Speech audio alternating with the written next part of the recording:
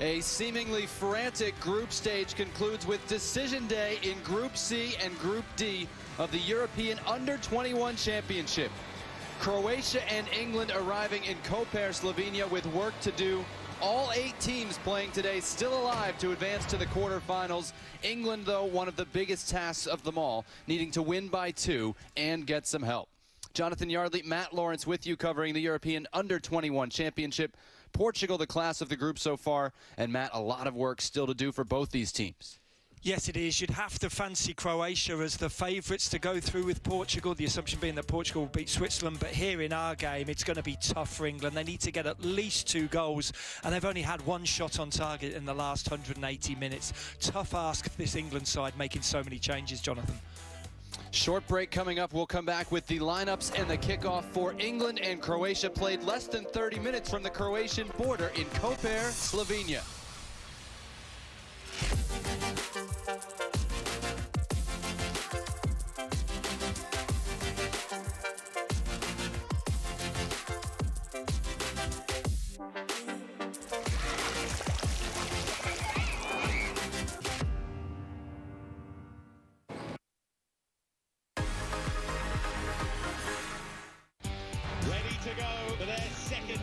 Danny Motta makes the breakthrough, pin perfect. Well, that was careless, unnecessary. Seemingly now, England with no chance. The awkward there from Racciotti, who might pay the price, and he does. And what a touchdown is penalty. It's Nicola Moro. It's 2-0 Croatia. Dario Bizinger this time with a wonderful finish. This group is going to go right down to the final zone.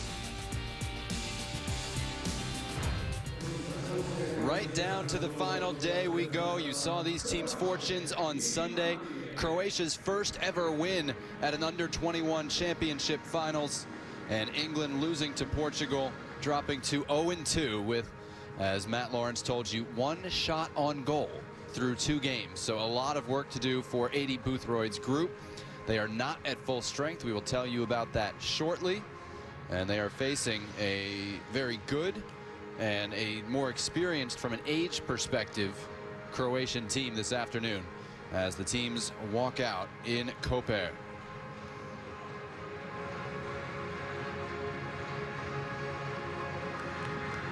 Germany, the Netherlands, Spain, and Italy all advanced yesterday. Denmark and France, the favorites to go through on the other side. Both England and Croatia still have hopes of advancing here in Group D.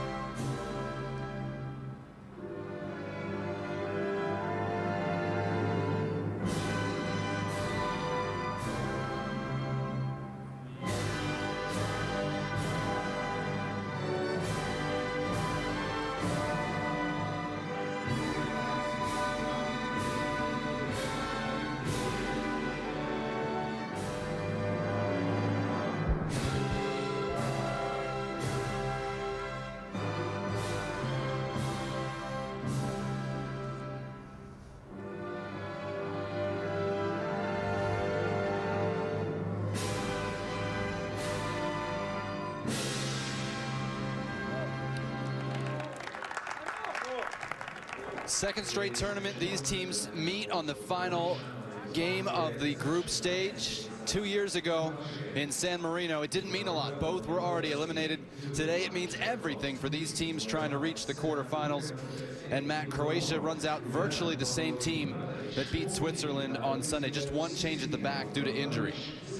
Yeah, and I think it's good for Igor Bišćan to be able to keep a very similar starting lineup. And I think for me, we need to take a close look at Moro, the number 8, the skipper, the Dynamo Moscow player, and Ivu Nušec, the number 7, the left winger for Croatia. Both very, very good players. We must keep our eye on those.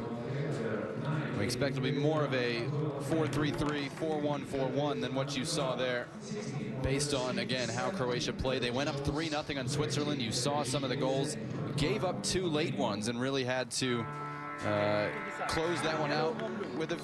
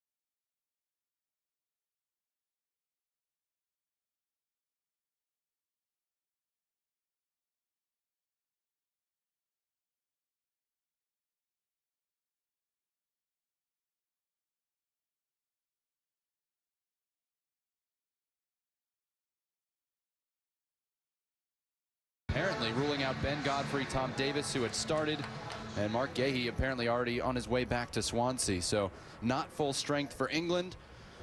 Still, though, a chance to get to the quarterfinals with an impressive performance today, pending the other result up in Ljubljana.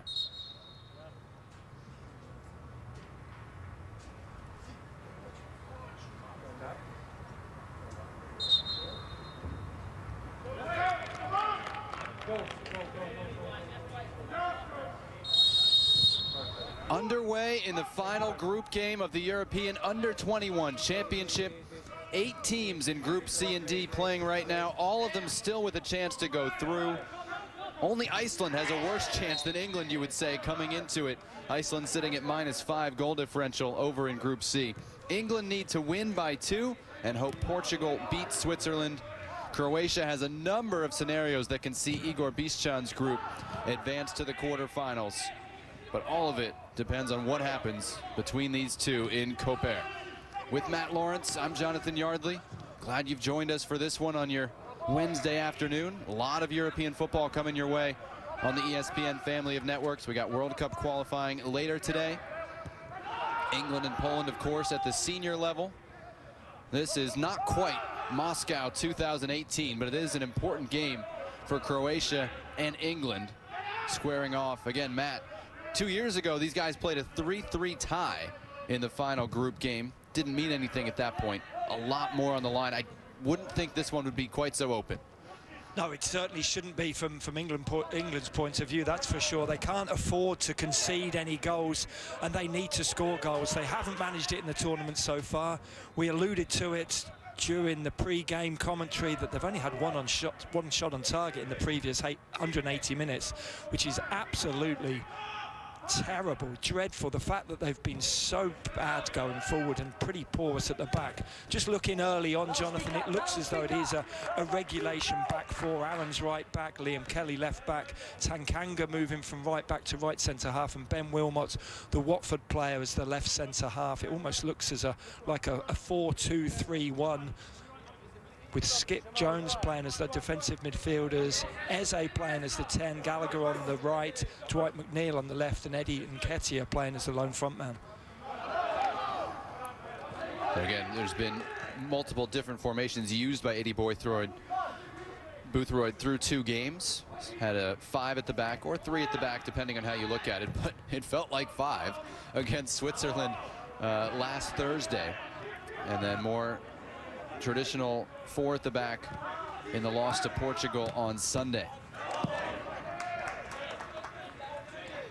Croatia also switched up formations from game 1 when they lost to Portugal. 5 at the back in that one. They go to 4 at the back, and Babets, number 3, who was only named to this team as an injury replacement, has kind of become their indispensable at defensive midfield. Now his 3rd game of the tournament, starting 2 of them. He wears number 3. Eddie Nketiah couldn't keep it with England there. Yeah, and that's a problem. That's what England need. They need Nketiah to keep hold of the ball. He's playing as a lone frontman, so he needs to hold the ball up. He needs to keep possession of the ball for the 3 men playing in behind of him, just to get up there and develop that relationship. Yes, Nketiah was absolutely magnificent in qualifying, 13 goals, but he's really struggled in the previous 2 games here against Portugal and Switzerland. And usually you see those scoring numbers and they're padded by big games against bad teams. And England did play Andorra in qualifying, but Andorra was actually the only team to take a result off England, a 3-3 tie.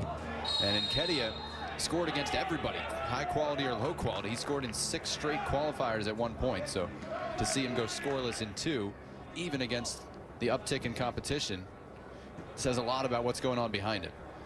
Yes, it does. And look, Nketiah and actually the qualifying group was relatively simplistic, Turkey being one of the better teams, and Nketiah scored 3 goals against them in the 2 games that England faced Turkey. So yes, he does know where the back of the net is, but if he doesn't get any service, Jonathan, it's incredibly hard of him for him to hit the back of the net. Christian Bistrovic plays in Turkey, actually, on loan from CSKA Moscow. It was a dangerous ball, but England are able to get it away with Curtis Jones making his first start of the tournament, and a bad giveaway there.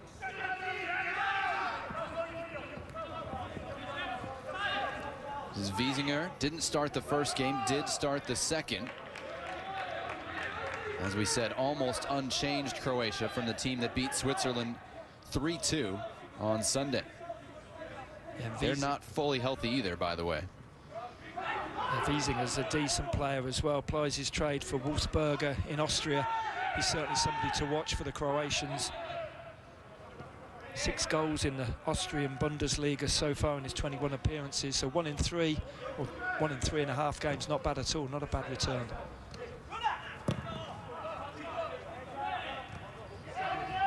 Long ball, almost miscontrolled back there.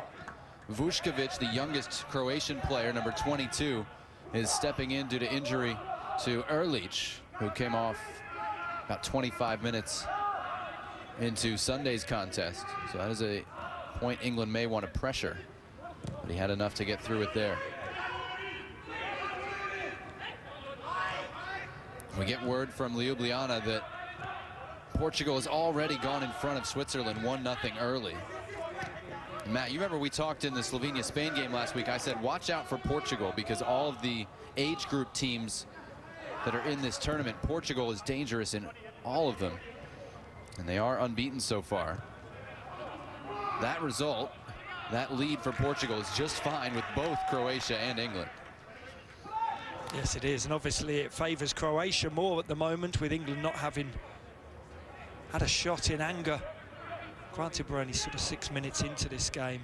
Croatia, they're possessing the ball, the better of the 2 teams here so far. But yeah, it's no surprise for me that Portugal have taken the lead against Switzerland. Portugal are a fun team to watch, and a very deserved win against England in the last game. So those are the live standings. If these results hold, Croatia would go through. We understand it's 6.5 minutes in, but Portugal getting that lead, very important for both teams to understand, and it should give them belief as well. Yeah, well, you just fancy, obviously we're not watching the game, that you fancy that Portugal will just go on and probably get a second and a third, go from strength to strength. As I say, the vast array of talent in that side for Portugal. Just a quick change as well, Jonathan. I thought that Gallagher would be playing wide on the right. It looks as though Curtis Jones has been pushed up to play high on the right-hand side. I don't think that's particularly a position that favours him when he's been playing for Liverpool in place of the injured Henderson. He's been playing much more as a central midfielder. I feel he's much more dynamic, much more dangerous there. He's a little bit too isolated on that right-hand side, Curtis Jones. You saw Nketiah with a little hip check to create some space there, clashing with Vučković.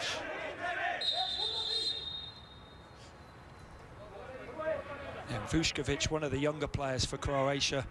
Croatia, a very experienced side, but Vučković just 19 years of age. 6'2" in stature, 421 caps already. He's a good player. Yeah, supposed to be targeted by Napoli the last transfer window, but Hajduk Split weren't ready to make that move.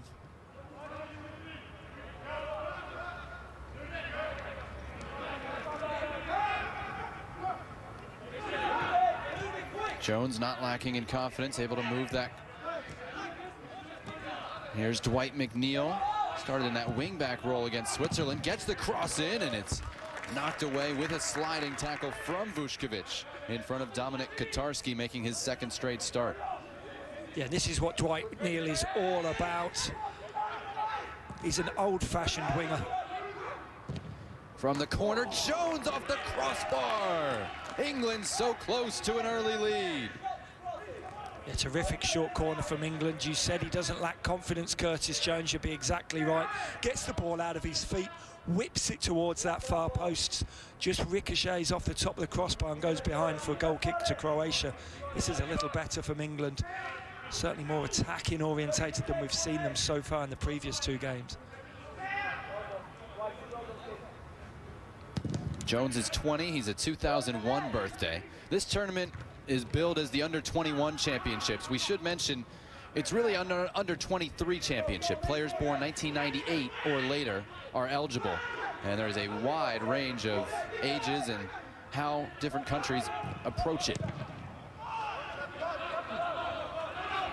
You could fill a whole England 11 of age-eligible players who aren't here. They're with the senior national team, they're with their clubs, but can play at a high level.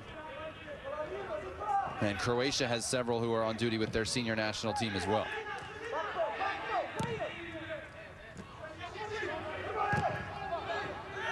Low ball running all the way through around the goalkeeper. Was that a hand? It's just a great block in the end in the penalty area. England miss out on another great early chance. It's another terrific opportunity, but let's give Croatia some credit. Absolutely defending for their lives, throwing their bodies in the way of the football. They've given that one a penalty kick to England. Aggressive over the last 2-3 minutes, and it pays off. The referee's been absolutely surrounded here. He's not happy at all with the abuses taken from the Croatia players. Just issues a yellow card very quickly there, just to get the players away from him. The player that I said we should be watching for, Ivan Ušec, because he's a great player going forward. He's the one who gets booked. This is the coming together. There doesn't seem to be a great deal in it for me. In actual fact, I think Nketiah treads on the foot of the Croatian defender. I don't think that's a penalty, Jonathan. I think that's incredibly harsh. Yeah, no VAR at this tournament that we've seen, and so you understand the Croatian frustration. Bartol Franjic is whistled for the foul. For the penalty kick, Ebere Eze, the Crystal Palace man, he's come on as a sub in both games of this tournament, going to step up to it. Dominik Kotarski, Ajax backup goalkeeper, in net.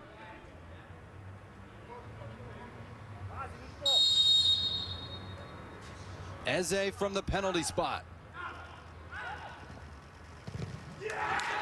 There we go, they've got one. England need another, and they need some help. But boy, have they shown more attacking in these first 10 minutes than we've seen most of the tournament. Well, they couldn't show any less attacking ability, could they, Jonathan? They've been terrible in the previous 2 games. You said they needed help, and they've got some help, and that's from the referee here. I don't think that's a penalty at all, but that's cool, calm, and collected from Eze. Full of confidence, the Crystal Palace player. Released by Millwall just a few years ago, and it's been a stratospheric rise since then. Applied his trade at QPR in the Championship, then had a big money move to Palace. He's been fantastic for Palace this season. That's a good finish from the penalty spot.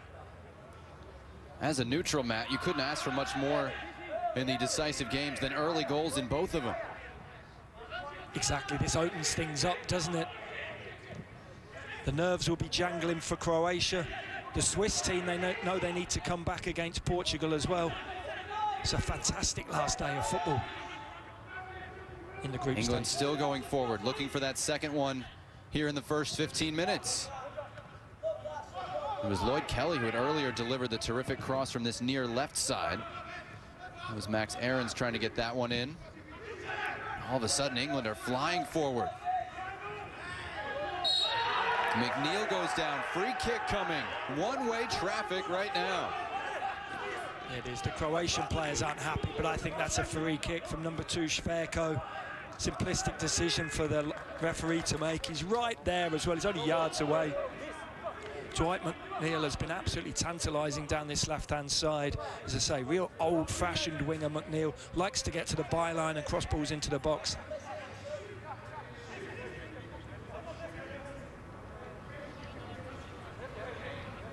Denmark already up 2-0 on Russia, by the way, over in Group C. So Denmark, maybe the surprise of the tournament, looking to go 3-0 in a group that includes France. Can England get the margin they need right here? Bodies flying. Comes down to Curtis Jones. Back to Skip. Headed out by Bistrovic.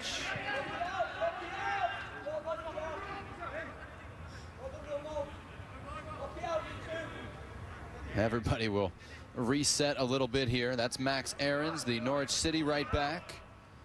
Some big clubs sniffing around him. There's always rumors, but he's got some of the bigger names rumored to be looking at him. Yeah, sometimes they say there's no smoke without fire. Bayern Munich have been watching Aarons for a number of months now. May only be playing in the Championship this season, but he was very, very good for Norwich last season when they got relegated from the EPL. No surprise at all that big teams are watching him.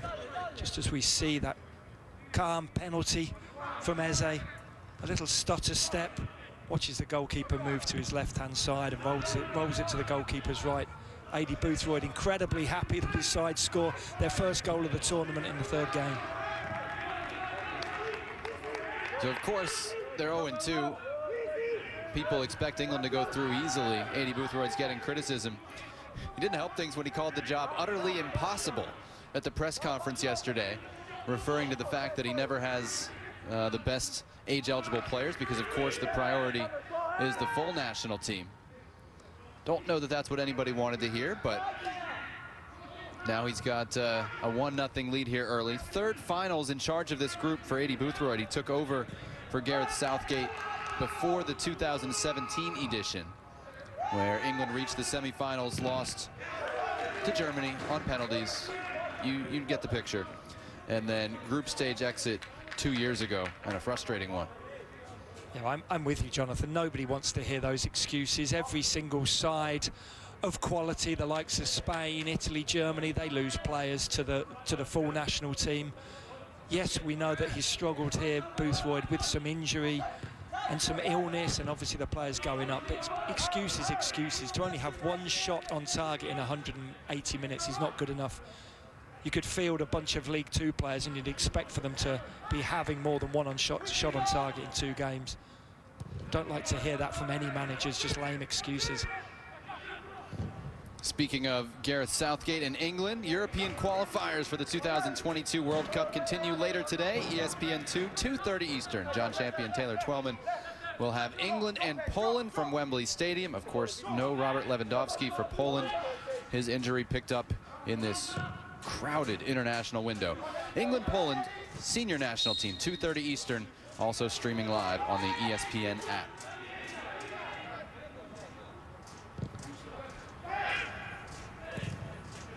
3 games in 8 days for most of these teams, senior and under 23, as it were, at this under 21 championship. It's the only tournament I've ever seen where they name it based on the age you are at the start of the tournament, not the finish. Yeah, it is very strange to see, isn't it, Jonathan? So many 22, 23-year-old players in an under-21 tournament. These are not, however, Olympic qualifiers. The tournament 2 years ago served as the Olympic qualifiers. Obviously, neither of these teams in the running for that. Very brave of you to mention Olympic qualifiers, Jonathan. Well, we know of another country that's not in the running for that. Yes, we do. We do. And I'm it was only ugly. too aware. For the uninitiated, the United States lost to Honduras in their decisive Olympic qualifier. So Honduras and Mexico, as has been the case most of the time recently, will be the CONCACAF representatives should the Olympic tournament go ahead, and we certainly hope that it does. On the men's side. On the women's side, the U.S. did not have any trouble. Again, not breaking news here.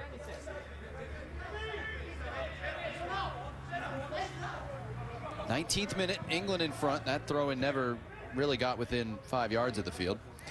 England in front on Ebere Eze's penalty kick in the 12th minute. A penalty we thought was a generous award.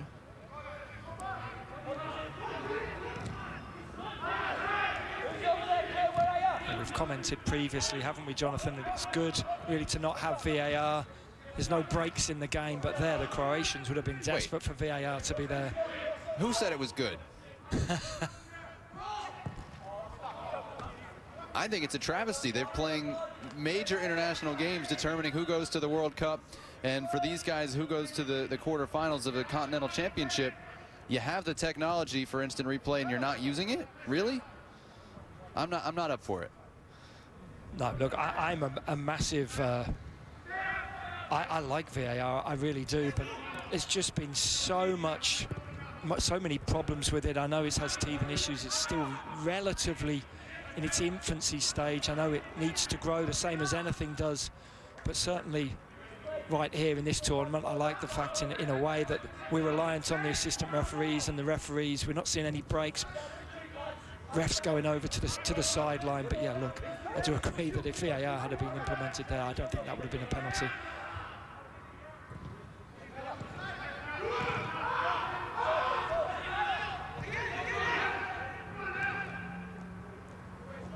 It's been an interesting tournament because, again, you're always dealing with the tug of war between the senior national team and the age group and who's available. I mean, Spain, you saw Spain's senior team was bailed out by 2 players who could have been here, Ferran Torres and Dani Olmo, and Spain's still able to advance.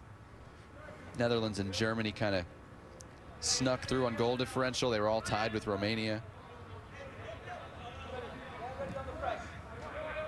But so far, the big names have gotten through. Again, the Netherlands, Germany, Spain, and Italy are exactly who you would have picked from those groups to advance.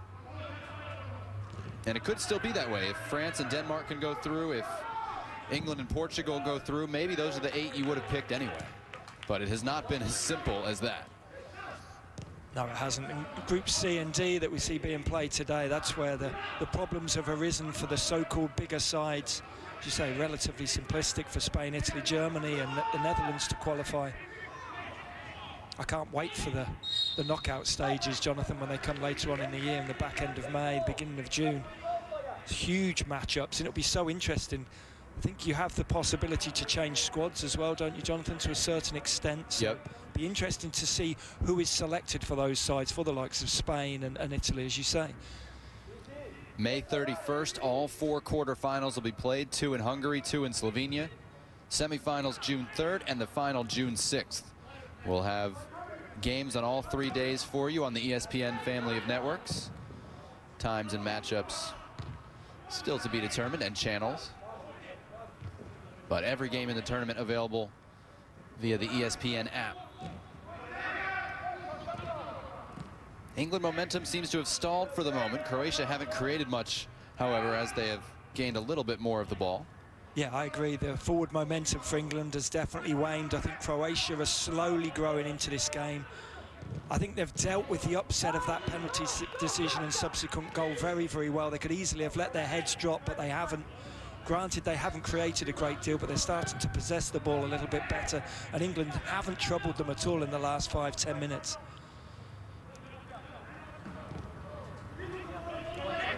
This is Ben Wilmot, his first game of the tournament. Watford's center back. Played forward by Kelly. Couple of runners. Katarski hesitated, but gets there ahead of Eddie Nketiah. He does well, the Croatia goalkeeper, Katarski, coming off his line. Read the situation well.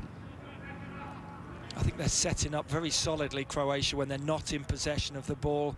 They were troubled early on by England, but they haven't been since then. They're setting up at a 4-5-1 when out of possession of the ball.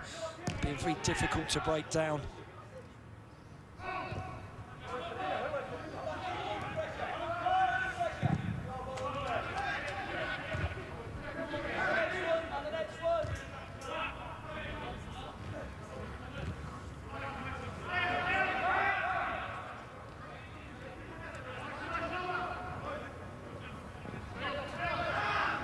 This is Babets in the midfield. Hervoje Babets. I got it right the second time. Goritza player. First call up above the under-18 level. And this is a left-footed right back. If you think that Marin Šverko, number 2, looks uncomfortable on the right, he spends almost all his time on the left. But with Croatia, that's with his club team Saarbrücken in Germany. With Croatia, plays on the right. And it gives you a very different look. You're kind of used to the occasional right-footed player at left back. Yeah, it just feels incredibly unnatural. As a right-footed player, I played left back a number of times, and you always just tend to drift in field onto your favoured right foot, as Šverko's tending to do.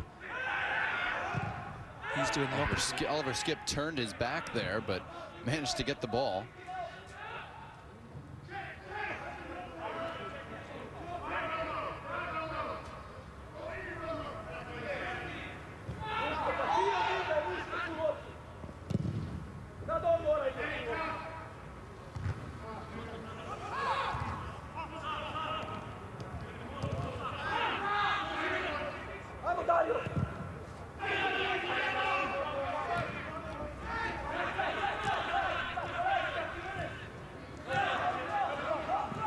Šverko.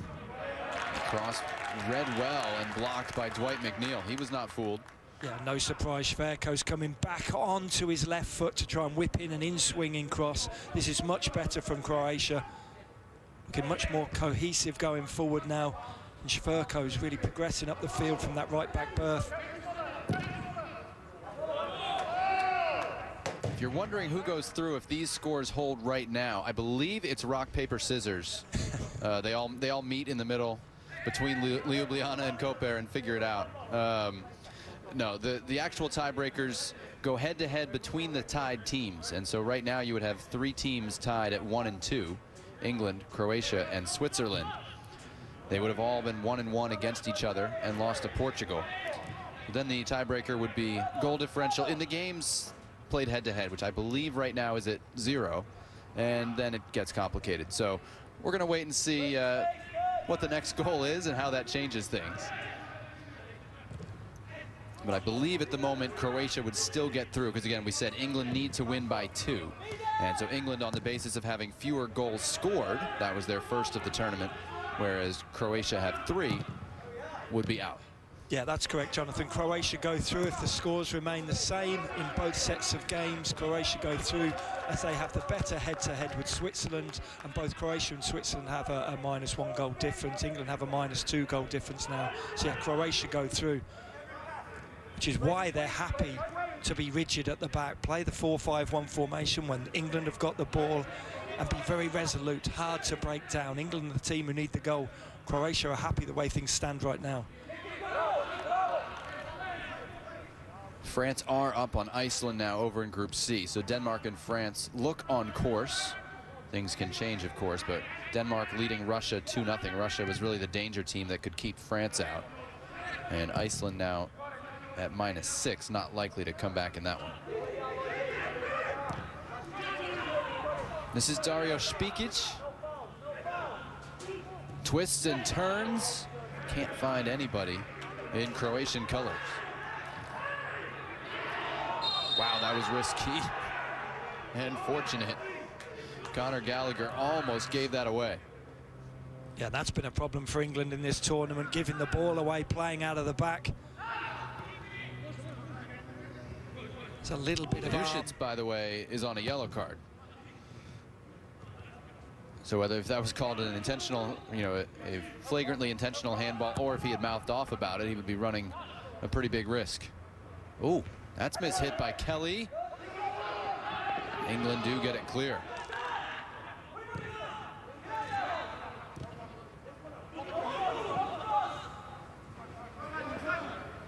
Bistrovic fouled Conor Gallagher, and it'll be an England free kick. And some serious protests. I don't know what language they're speaking. German or English would be the best bet, but Christian Bistrovic was not happy. No, and it's a free kick. There's no two ways about it. Can't reprimand the referee too much. The referee is the one in charge. Not too difficult for the referee just to brandage a yellow card there if he's approached with too much venom. I think they've slowly got more and more upset with the referee, haven't they, the Croatians, and almost rightly so after that poor penalty decision in the opening few minutes.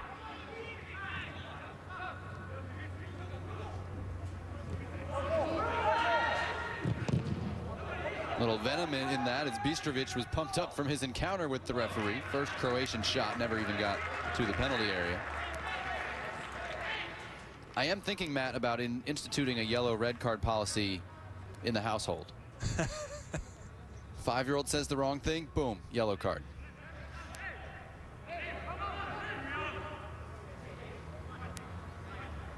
It'll be interesting to see how that works, Jonathan. Let me know.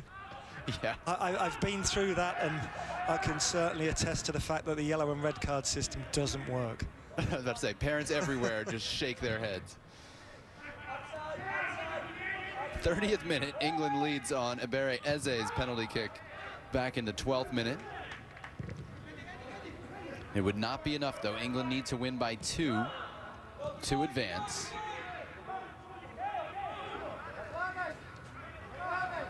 The other game, Portugal still leading Switzerland 1-0. Right now, these results would take Croatia through, but obviously a long way to go.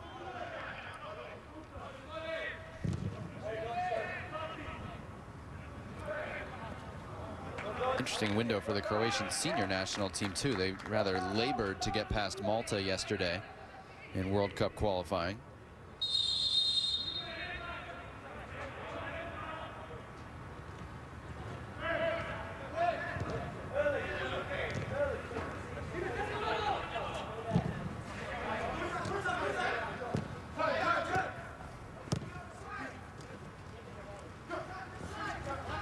This is Curtis Jones. He's popped up all over that attacking half. I don't think either team's very happy with Harm Osmers. And I don't know whose voice that was. My friend, what are you doing? You get some great audio from these games with no fans. It is, and the referee, as you say, certainly not making friends there on the touchline. Croatia growing in confidence in this part of the field. Advancing is Moro. Playing it low. Oh, skied over the top by Špikić. Best chance of the game for Croatia. That could have tied it. And should have tied it. Yes, on his unfavoured left foot, but should do better. It's a terrific pullback from Moro. Terrible marking from England in that penalty area. Just bobbling into him. Doesn't get a full side foot on it, hits more of his shin pad, the side of his calf than his boot. And Igor Bišćan, the Croatian under-21 head coach, holds his head in his hands. Not a great finish at all from Špikić. For me, just lacked a little bit of belief there with his weaker left foot, Špikić. You can see him here in that picture, the bottom right-hand side, clasping his face with his hands. just need more belief as a player. Yes, it's on your weaker foot. Get your head over the ball, get a broad surface on the ball and strike it goalward. As I say, the bobble didn't make it too easy, but he should do better. Has to hit the target there. Force Ramsdale to make a save bare minimum. And Kedia fought to win that ball, has Eze ahead of him. Ebere Eze. Tumbles down easily, and this time, nothing doing.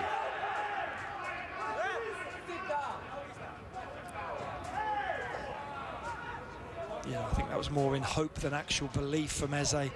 Nothing in that for me. We do know that he loves to ghost past players. We've seen him do it in the Premier League on numerous occasions for Palace this season.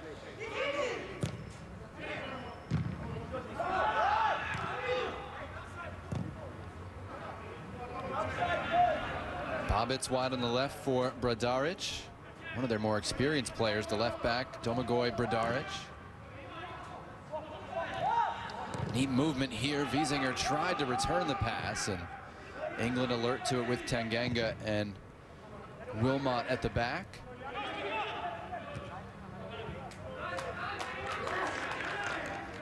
Certainly the last 10 or 15 minutes, Jonathan, Croatia have been the better side, slowly growing into this game and starting to create chances. This back four of England hasn't played together, certainly not in this tournament. It's looking like that at the moment, too many gaps in it.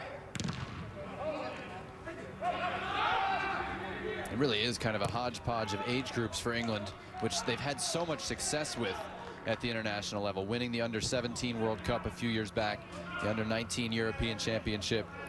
But Tanganga never played with this group in qualifying. Wilmot only played 2 qualifiers. And as we said, very different back line from what we've seen earlier in the tournament. Yeah, I mentioned it before the game. It's basically all 4 have changed. This is the non-penalty decision from the referee. I don't think there's a great deal in this. Eze's never going to get on the end of the ball either. I think that's the correct decision this time from the referee.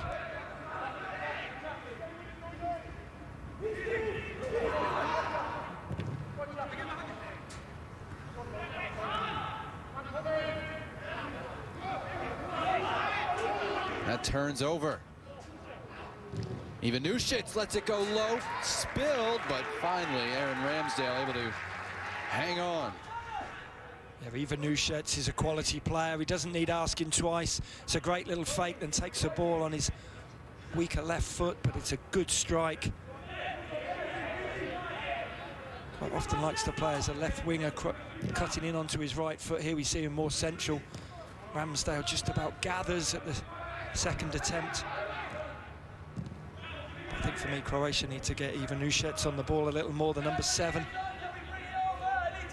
See him here in that left wing position, cutting in onto the right-hand side, but he does tend to find himself in more central positions as well. One thing we do know is he doesn't like to track back.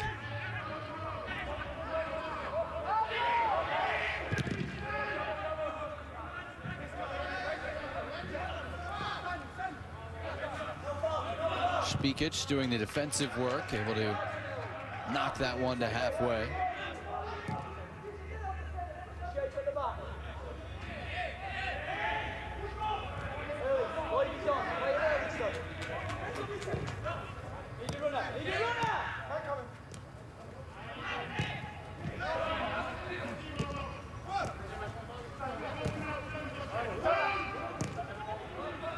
Now Saturday, a doubleheader coming your way over on ESPN2. First at noon, RB Leipzig looking to close the gap to only a point with Bayern Munich in the Bundesliga. That's from Red Bull Arena in Leipzig. And then at 2:30 Eastern, as this one turns over, chance for Croatia. What a stop by Ramsdale, diving to his right to keep England in the tournament, maybe. Ivanušić couldn't convert. Most unlike him as well. Ivanušić will be devastated he didn't score there. Again, though, England, the masters of their own downfall, gifting the ball to the opposition in their own defensive third. It's been a problem. England had all that momentum back at the 15-minute mark, and it has gone south.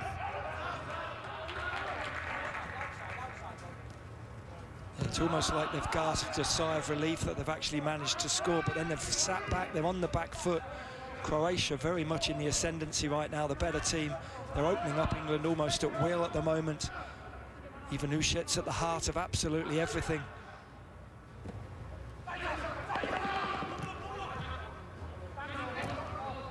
First to that was Wiesinger.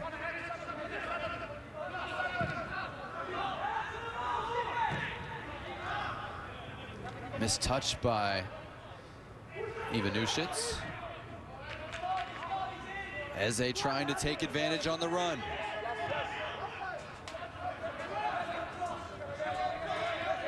Curtis Jones. Drove it low, but nobody there. And he didn't put it close enough to the target either. Yeah, I think that was a shot from Curtis Jones. It's great play by Eze. Jones finds himself on the left-hand side. Cuts back very well onto the left foot, but just snatches at the strike. You can see that hits the inside of his left foot and goes a long way wide of that far post. That was definitely a shot from Curtis Jones. Too much power on it for it to be a cross.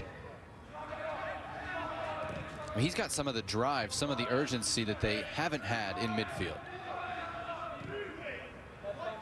Yeah, and Eze as well, when he gets on the ball, he's almost got that lethargic disposition, but he does ghost past players. He's deceptively quick as well, Eze. And Kedia called for that. McNeil trying to find him, but it comes off of a Croatian defender last for an England corner. There's Ivanušec still thinking about this chance. Yeah, it's Conor Gallagher getting beaten, all ends up. Had no idea, didn't have a picture in his head, didn't know who was around him. Played himself into danger. Yes, a good save from Ramsdale going down to his right-hand side. But Ivanušec would expect to score from there, a player of his quality. A player who's played in Zagreb his whole life. Moving to Dinamo Zagreb from Lokomotiva Zagreb. That's a foul on England coming out. Wouldn't that have been the picture of the tournament? Two England players on the ground in anguish as Croatia goes ahead to score, but Aaron Ramsdale bailed everybody out. Yeah, he did. He's had a lot of practice, Aaron Ramsdale, with Sheffield United all season. Been conceding absolutely hatfuls of goals, Sheffield United. And that was a really good save from Ramsdale. We see this clash here between the two players. I think there's Great header won by Kelly. It really was at the back post. I don't think there's any intent there. Both players suffered head injuries. Let's hope they're both all right.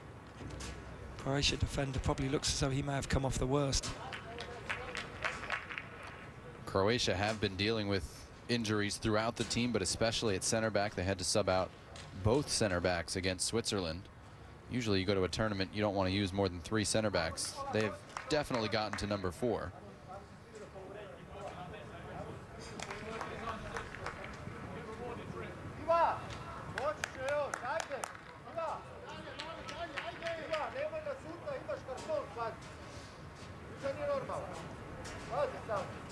This is that effort. The more times you see it, the more blatantly apparent it is that Ivanušec should do better. The ball's on his right foot. He's favoured his stronger foot.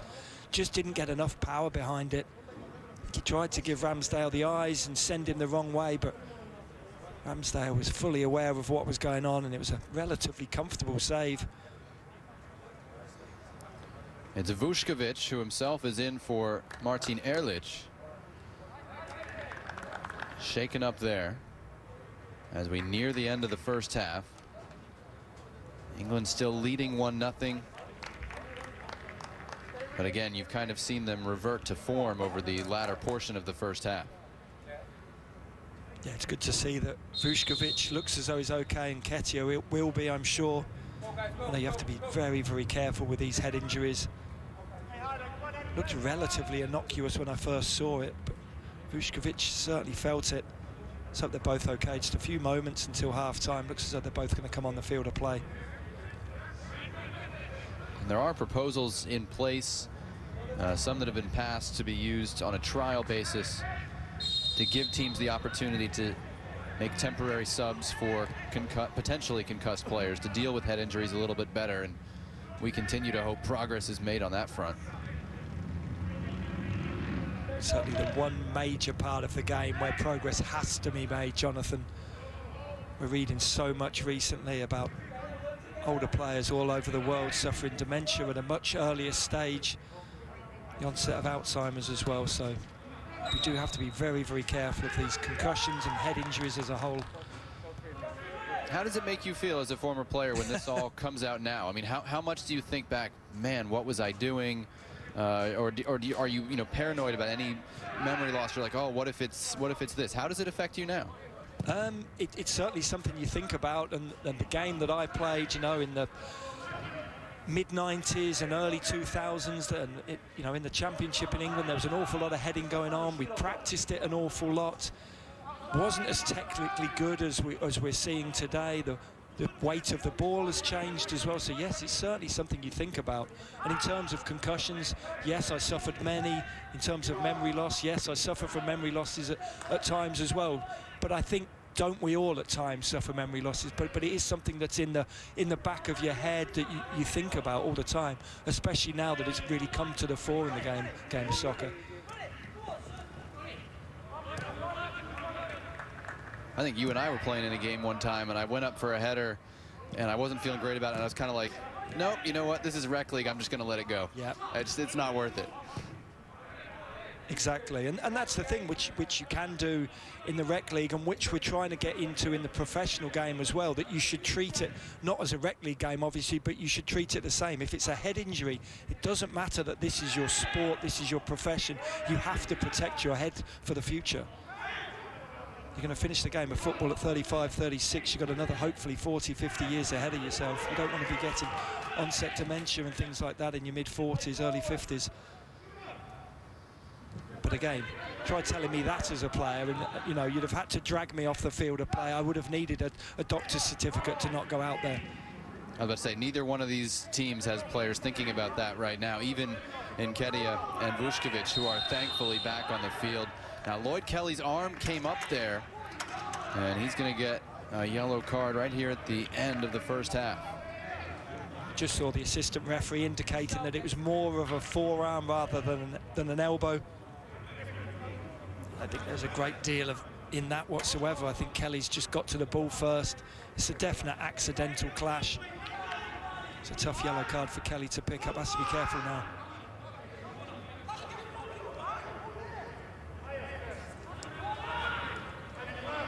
We will have some stoppage time in this first half as Croatia line up a free kick, and this could really change things heading into halftime.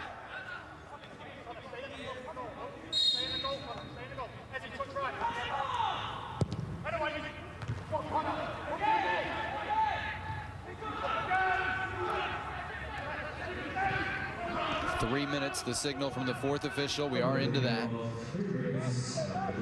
Here's Nicola Moro. Neat pass inside. But Bistrovic couldn't hold it. Maybe England can counter, and that's a bad pass given away. And you see Gallagher with his head in his hands. Yeah, not the first time he's given the ball away, is it? He's the one who supplied Ivanušić with the opportunity just moments ago, well, minutes ago. And again, it was a surprise to us, but Tom Davis, Ben Godfrey ruled out due to reportedly late fitness tests. Tom Davis had started both games through the middle for England. And right now it feels like England is just trying to get to halftime at 1-0 as Croatia knocks on the door. In England we see marking zonally as well. I'm not always a big proponent, a big fan of marking zonally. Let's see what Croatia can do from this attacking corner. Bistrovic connected with Wiesinger, but wasn't able to get over it. I think he'll be a little unhappy with that, Wiesinger. Wasn't particularly tightly marked. He met the ball well at the near post. Yes, I think he was maybe just a yard in front of the near post, so he had to angle the header goalward, but just got too much on it. Ramsdale was very, very happy to see that one go over his crossbar. At halftime, we'll show you other goals from today's action. Group C and Group D. 4 games going simultaneously. France and Denmark looking good. Portugal looking good. And that just leaves likely the winner of this game. But again, England need to win it comfortably, need to win it by 2 goals.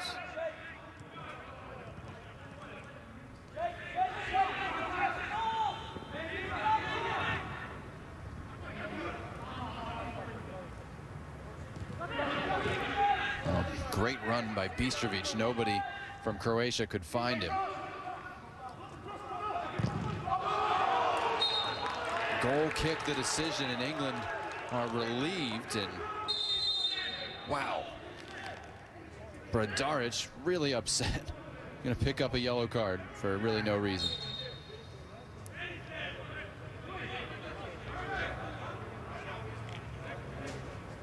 Certainly got a point, that's for sure, Jonathan, but again, no point in picking up needless yellow cards.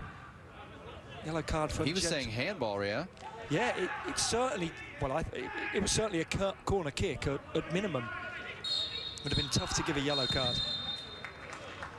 Halftime in Koper, and England are halfway there. Ebere Eze's 12th minute penalty kick has England in front, but they need to win by 2 and continue to get help from Portugal. Could be a fascinating second half set up for us.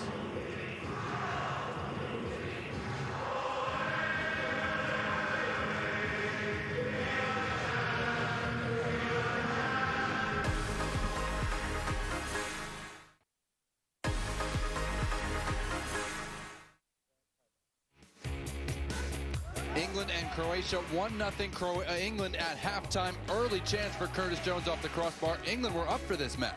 Yeah, they were. They started incredibly well. It's a decent strike from Jones, always just going over the crossbar. But England won the front foot in the opening 10-15 minutes. This is the key play in the game. This is called a penalty. Dario Franjic maybe got a piece of Eddie Nketiah, maybe? I think Nketiah is the one that instigates the contact, but look, take nothing away from Eze. Cool, calm and collected from the penalty spot, and Boothwood enjoyed that.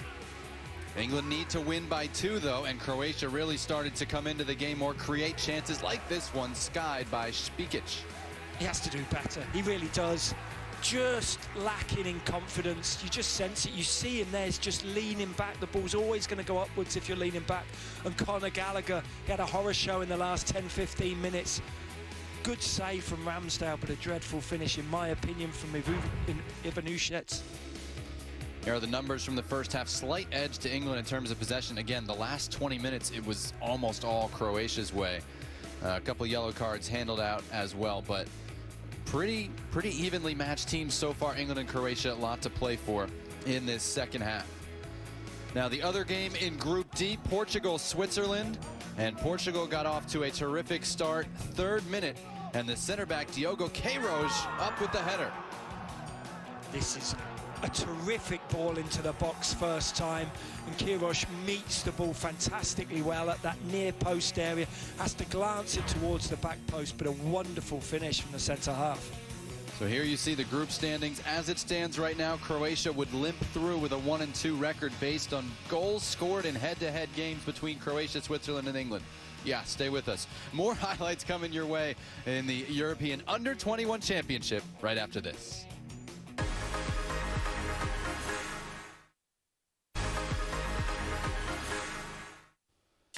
Halftime at the European Under-21 Championship, and France lost its opening game to Denmark, but boy, have they come back in style. Matteo Guendouzi, English viewers going to be familiar with him, gets the first goal against Iceland. Yeah, you don't see him breaking into the opposition box too often, but good finish from Guendouzi. Second one is a little class from Edouard to make it 2-0, and Iceland have been outclassed in this tournament. Yeah, I love the run just off the back of the centre half, and the finish is absolutely exquisite from Edouard. Denmark have been the surprise team. They're usually good, they're usually competitive, they're not usually overpowering, but that's what they have been. Boone Larsen with the first goal against Russia. Denmark unscored upon in this tournament. Yeah, just see it here. What a wonderful first touch with that left foot. Quick first touch with the left foot onto the right. Side-footed finish. Great finish from Larson. Great awareness as well. And look at how quickly this one turns into a prime scoring chance. Andres Dreyer's shot deflected from the goalkeeper, but not kept out. 2-0 Denmark at halftime, and they are on their way to cruising to the Group C lead and advancing to take on Germany. Have fun with that. France look like they're comfortable for second. They would get the Netherlands in the quarterfinals May 31st if those results hold, because yesterday Germany and Romania tied while the Netherlands ran up its goal differential against Hungary. Netherlands and Germany go through on goal differential. Romania's out because they only beat Hungary 2-1. Spain and Italy cruised, even though Italy picked up another red card, their 5th in 3 games. So Netherlands, Germany, Spain, Italy, all into the quarterfinals. Denmark, France, Portugal looking good. Will it be England or Croatia grabbing that final spot? England need to win by 2. Second half kickoff comes your way next.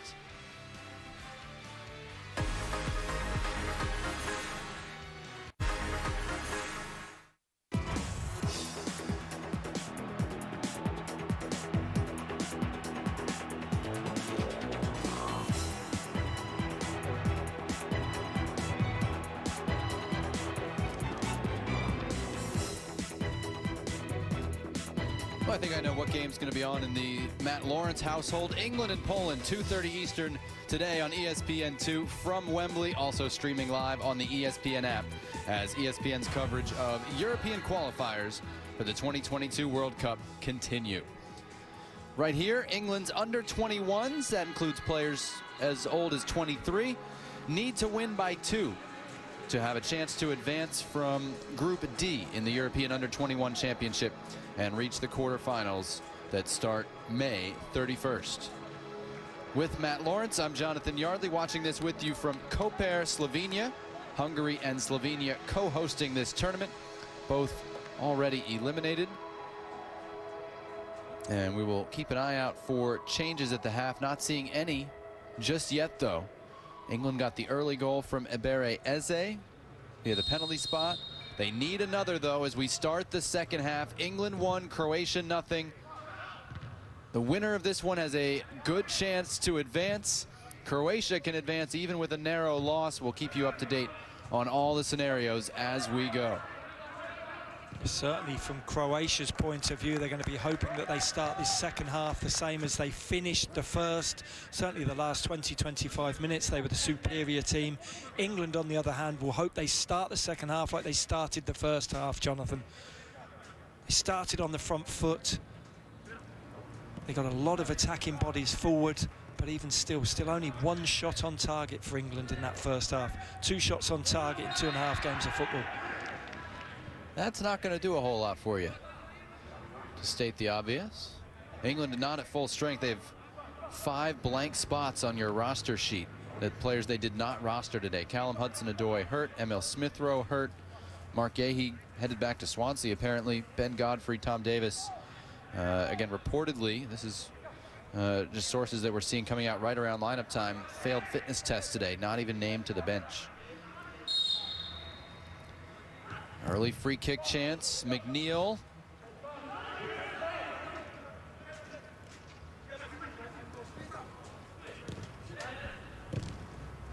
Back to Curtis Jones on the near side. Even he looks a little tentative and not willing to go forward. I guess waiting for England to get their shape back as we start this second half. Yeah, that's unusual for Curtis Jones. He normally likes to play the ball forward. He's very rarely somebody who goes sideways or backwards. But it may be only an under-21 competition, Jonathan. But these players will be feeling the pressure. To fail to get through to the knockout stages, I think it will be the 5th time in the last 6 competitions for England under-21s that they've got knocked out of the group stages. Just not good enough for England. So inevitable that the players are going to be feeling that pressure.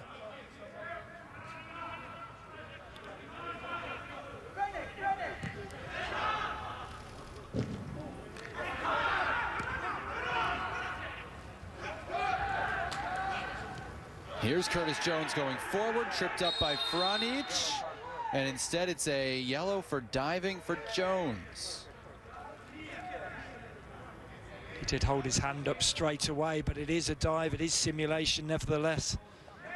Curtis Jones was trying to implore to the referee that he didn't quite mean it, but he did, and that is a yellow card. He was anticipating the contact, there was absolutely nothing there.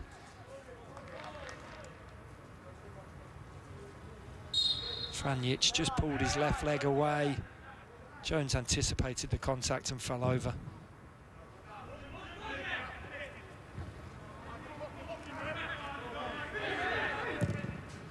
Tanganga out of the back, but it's won back by Bobets in the middle of that Croatian three-man midfield. We'll reset the teams for you shortly. This is a 4-1-4-1 of sorts for Croatia, 4-2-3-1 of sorts for England. Loose touch there, and Nketiah almost got to Katarski. He's been shaky a couple of times with his feet. And that is a handball against Franic, who was judged the guilty party on the first half penalty. Dangerous free kick coming for England, who, as Matt pointed out, are still looking for their third shot on goal of the entire tournament. I know they have the ability from this range, whether it's Neil with his left, McNeil, sorry, with his left foot, or Eze with his right foot.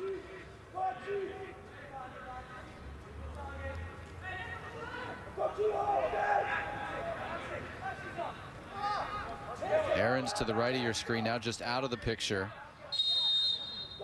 Now gets covered up. 50th minute. Eze denied by Katarski at full stretch as he got around the wall. It's a good save by Katarski, but I don't think the wall was in a great position. I'd bet my mortgage on that the ball was going to go round the left-hand side of the wall from the goalkeeper's perspective and go towards that near post. Slight touch from Katarski as that corner came fizzing through. Now Jones goes to work, loves these situations. Back door, headed high. McNeil was lurking. Tanganga saying, why didn't you call me off? The lack of communication there is just so apparent. The ball is just going to fall perfectly for McNeil, and he's going to do nothing but nod it home. This is the strike from Eze. It's far too easily for him to just curl the ball around the wall. It's a porous wall. It's not positioned very well, but a good save by Katarski.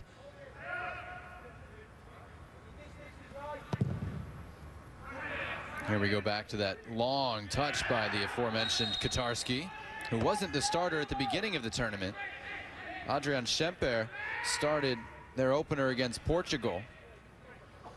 He was replaced, also has a bit of a hand injury, but Igor Bišćan saying it was his decision. And Katarski just found out Saturday night before the Sunday game against Switzerland that he would be in there. Had some nervous moments, but also some big ones.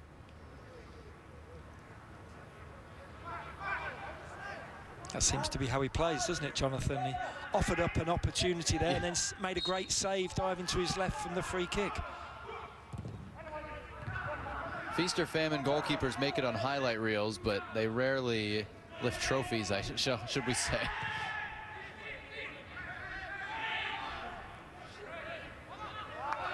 That's scooped up by Ramsdale. He's in goal for England. Max Aarons, Japhet Tanganga, Ben Wilmot, and Lloyd Kelly, the back four. Conor Gallagher and Oliver Skip, the central midfielders. Curtis Jones, Ebere Eze, and Dwight McNeil, the attacking midfielders. And Eddie Nketiah up front for the manager, Adi Boothroyd.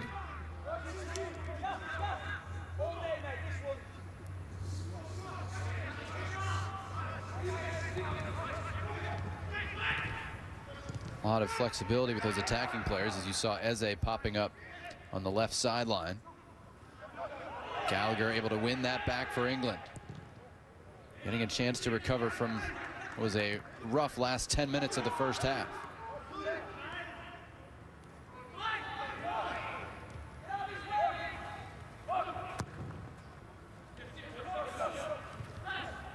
Second ball, Aarons. Now Jones.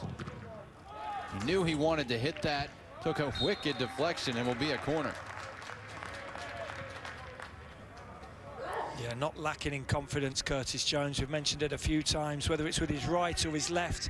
Cuts inside onto his weaker left foot and tries to curl it into that far post, but a good block. Another corner to England. Let's hope there's a little bit more communication from England's point of view. Dwight McNeil, 21-year-old, plays at Burnley. Kotarski might have caught that, punches away instead. Mishit by Kelly. And it'll be a throw-in, evidently, in that corner. Igor Biscan is now 42. Of course, 5 years with Liverpool, including the 2005 Champions League run. Began and ended his career with Dinamo in Croatia, which has had about half of the team on its roster at some point. Quite a collision there. It'll be a Croatian free kick once everybody's recovered.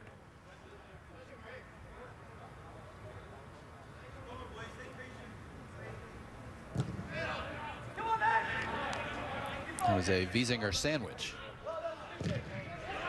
That's broken up and turns right onto the England foot. Eddie Nketiah, their best goal scorer, hit it right to Kotarski. What a missed chance. He's hardly been in the game this afternoon. Nketiah, it's a great block from Oliver Skipp. A good ball laid into the path of Nketiah by Eze. He tries to feed the ball into that far corner, but gets it all wrong. Just passes the ball back to the goalkeeper almost. Nketiah hasn't quite found the form that he had in the qualifying stages. 13 goals in 10 games in qualifying. His first shot on target in the 3 games so far in the group stages. No goals to his name. And as we've said, a lot of that's due to the support around him, but that one's on him. That is definitely on him, but he's hardly been in the game. It makes it a lot more difficult when you've not been engaged in the game. But even still, devastated with that finish.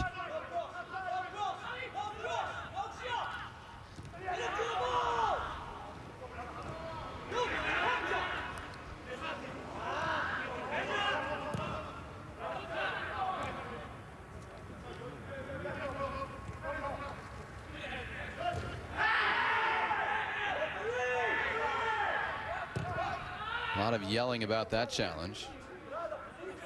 Harm Osmers, the German official, didn't see anything wrong with it.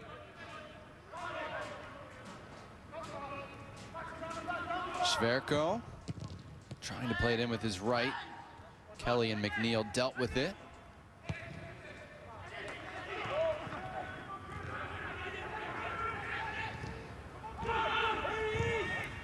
Gallagher trying to find Nketiah, just out of his reach.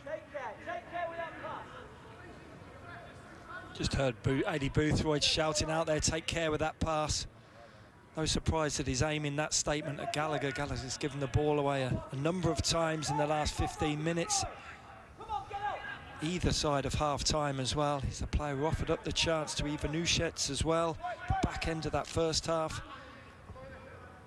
Well, it's easy to say from the comfort of your home office, but if you're going to miss with that pass, you'd rather miss on the playing field to give your team a chance to come up with the ball than to curl it out of play.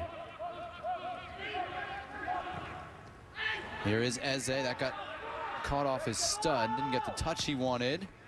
Vušković gives it right back to England, though. A lot of air under that. Jones attacks it and is whistled for the foul. Give us a chance to reset Croatia for you. Dominik Kotarski, the goalkeeper, you've already seen a lot of in this second half. There's a little bit pushing and shoving. Marin Schwerko, the right back. Mario Vušković, Bartol Franjic, the center backs. Domagoj Bradaric, the left back. Hrvoje Babec, the holding mid. Christian Bistrovic and Nikola Moro are the center mids. Dario Špikic on the right. Luka Ivanušec on the left. And Dario Wiesinger up front for Igor Biscan.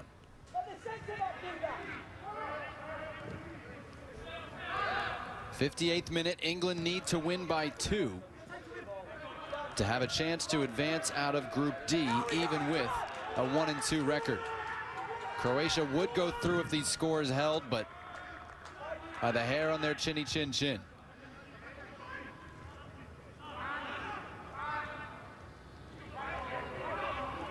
Neat footwork by Spikic. Now Moro wearing the captain's armband. And Brodaric.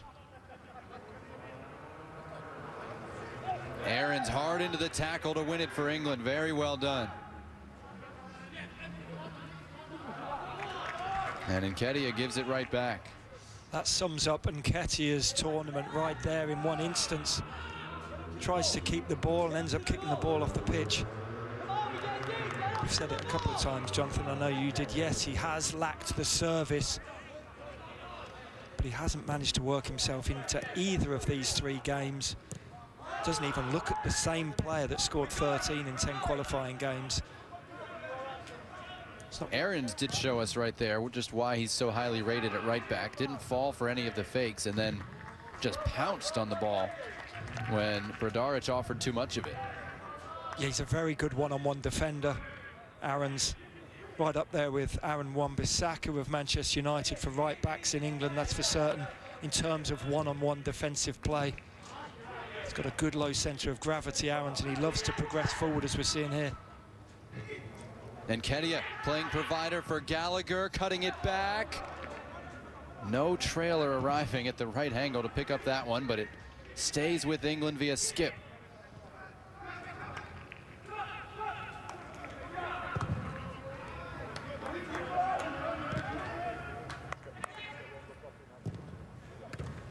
Aarons again, that was dangerous, and Nketiah did turn it on target, but didn't really threaten Kotarski. More shots on goal in this half, though, than in the first 5 halves of the tournament combined. And this is what Aaron's all about as well. Gets himself half a yard of space, crosses it on the inside of the defensive player. On this occasion, Brodaric, the left back. But again, a tame effort from Nketiah.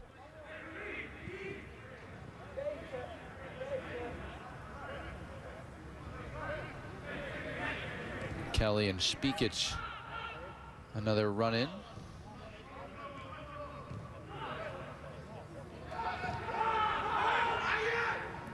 See Curtis Jones gesticulating wildly to his teammates to come press with him. Wow. Took about 5 seconds to get that foul call.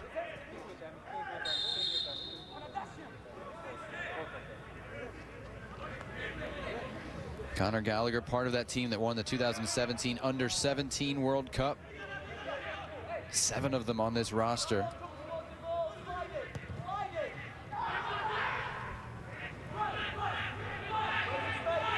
But not very many healthy enough to play today.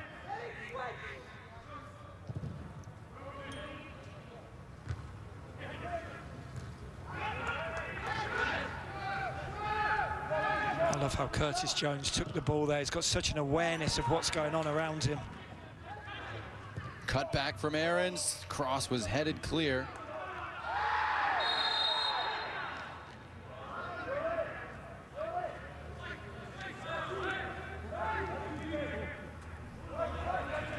Another dangerous free kick coming. Yeah, high foot here from Spikic. Again, there's no intent there. I think it's quite a weak yellow card, but in the modern game, you can't do that. You can't raise your foot. The studs were showing slightly. Certainly no intent, no malice from Spikic. All right, so the last wall we thought was not set up well. If you're England, can you take advantage of that now on another free kick chance?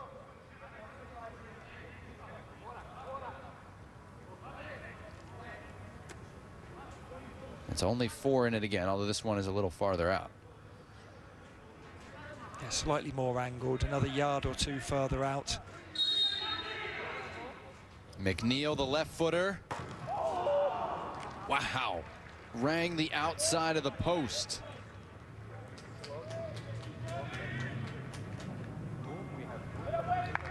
That is certainly the quality that McNeil has and that he's displayed in Burnley's first team over the last couple of seasons in the EPL. Katarski was grasping at thin air there. Very unfortunate for McNeil, but didn't force the goalkeeper into a save. Yes, it looks good, but the shot's not on target at the end of the day.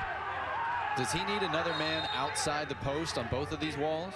I think so. I really do. Yeah. I would be having, if look, I wasn't a goalkeeper in my day, but I'd definitely be having 5 men in the wall, especially when you know you've got players of the ability of Eze and McNeil who can strike such good free kicks. This is quite. Ganga, yeah, he mistimed the jump and then kind of reached out to grab Wiesinger. Exactly, no malice, but just incredibly clumsy and a definite free kick.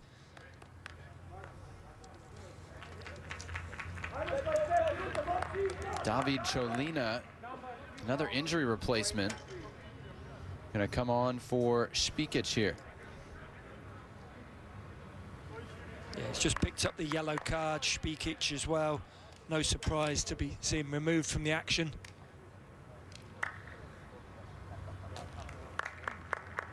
Plays for Hajduk Split, and we'll see Hrvoje Babec removed as well, replaced by Mihail Žaper, who's come on as a sub in both games, now all 3 games. So you get 5 subs still due to the compressed window of everything this season. So 2 made, 3 remaining for Croatia.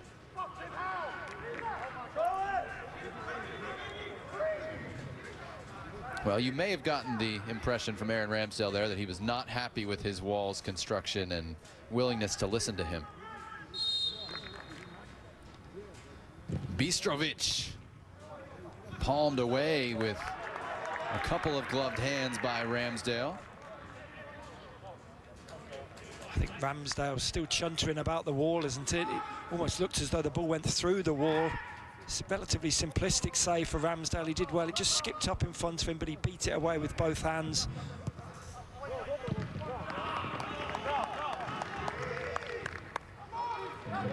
This stadium, one of the smaller ones in the tournament, the modern capacity is 4,000. Koper is one of the main ports for Slovenia on the coast between Italy and Croatia. So you can just imagine the Croatian support you would be seeing if fans were permitted and able. The record attendance in this stadium was actually for a Bryan Adams concert, I believe.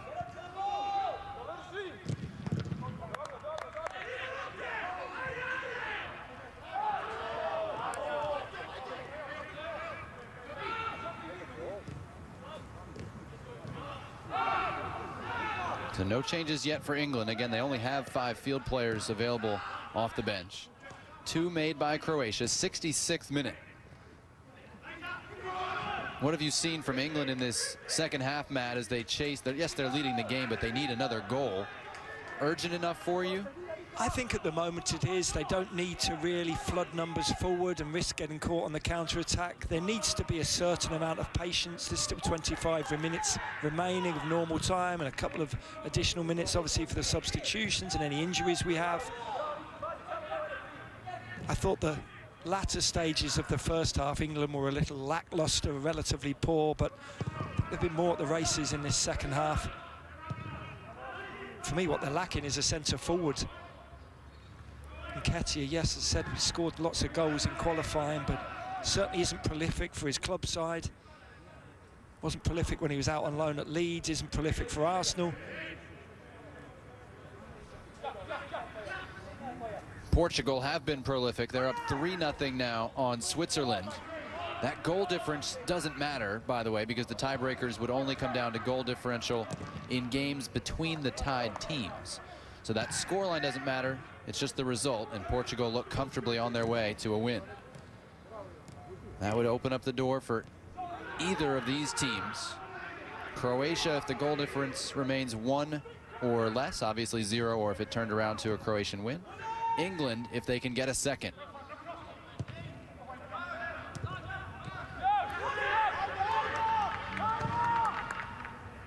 Just see it, and I think it shows that this English defence haven't played together a great deal. Tanganga there just swung at the ball with nobody around him with his left foot. He was lucky that the ball went to his central defensive partner in Wilmot. The cohesion, the lack of communication is just dreadful from England defensively wise. This is that save, sort of a wall and then another man just to the right of it. Far too much of a gap. It's a good save from Ramsdale in the end. We talked about from the England perspective, Matt. How about from the Croatian perspective? How deep do you drop protecting a 1-0 deficit if it gets you through? I think they've done well so far. They haven't dropped too deep, but as the minutes tick by and it's 1-0, just psychologically, it's just a human emotion that you get a bit scared, a bit worried, and you try and protect that lead. And I think it's just an almost automatic reaction that you drop back and try and protect or defend the edge of your penalty area. That's what they can't let happen. And head coach Igor Bišćan will be desperate to just keep them as high up the pitch as possible. Even though they're not actually leading, but mentally knowing that they're going through at this point is still enough. Exactly, it's a winning position for them. A little bit of a paradox as they're losing the game, but it's a winning position right now for Croatia.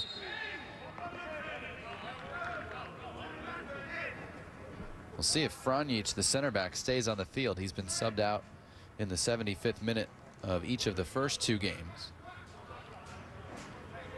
They're missing Lovro Majer, one of their great promising players for the future, they hope, even though he's one of the older players at 23 due to injury. And we told you the regular starting center back Martin Erlich also out, banged up. And I was hoping we got to see Lovro Majer. Jonathan, you were kind enough to send me a video last night of some highlights of Majer. Wonderful talent, somebody who's been compared, obviously, as he's Croatian, to Luka Modric. Majer himself said he plays in a very similar vein to Mesut Ozil. I'm assuming he means not the Mesut Ozil that was at Arsenal, the other Mesut Ozil. McNeil chance to deliver, waiting for some numbers, and it's deflected out for a corner.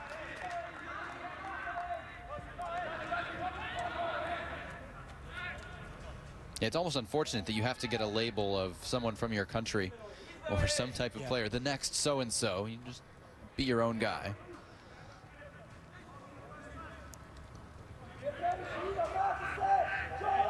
Eze scored the goal that has England in front. He delivers the corner.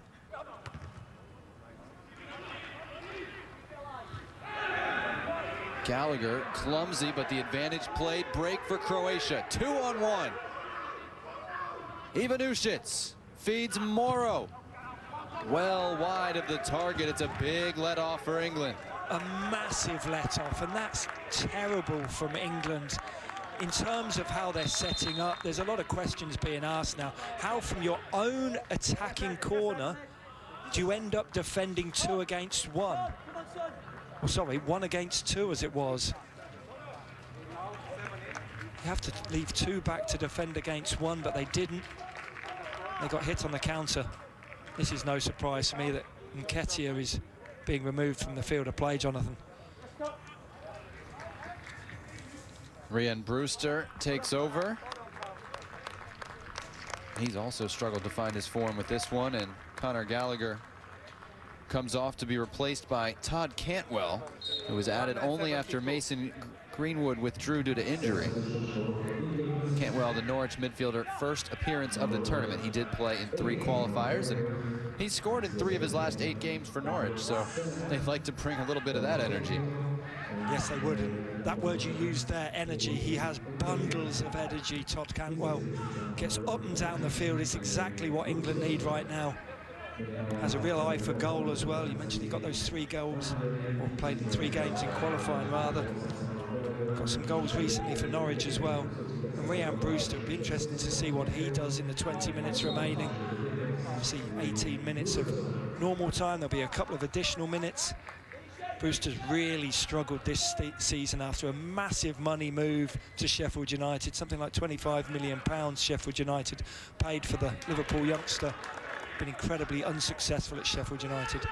Yeah, I remember seeing both Brewster and Jones play at Yankee Stadium in one of those preseason friendlies, Liverpool against Sporting, and Brewster was one of the hot names of the moment. And as you said, that move just hasn't worked out.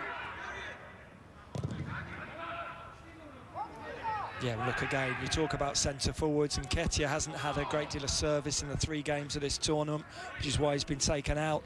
And also Rhian Brewster certainly hasn't started that many games for Sheffield United, but Sheffield United have been lacklustre, poor, woeful, dire, whatever the word you want to use. They're virtually already relegated from the Premier League.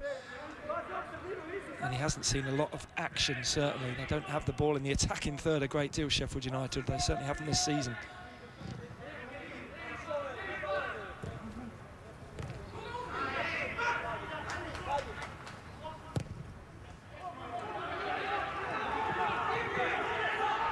Right off the bat, it is Brewster, blocked by Franjic, plays it across again. Driven low and into the corner like a bullet.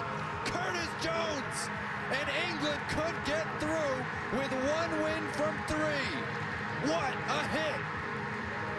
Well, and it's a player with the ability of Curtis Jones, who turns things around for England. For me, it was a massive shock that he didn't play, didn't start in either of the 2 games of the tournament so far. He's a boy who has massive amounts of quality and self-belief, and we saw that here. It's a great move. Brewster's willing to run down the sides of the centre halves. He lashes the ball across the face of the box. It's a good layback by Dwight McNeil, and a first-time finish from Curtis Jones. The ball is bouncing slightly, but he meets it true with the laces of that right foot. Nothing Kataric can do in the goal, but Katarski, sorry, in the goal for Croatia. Nothing he can do about it.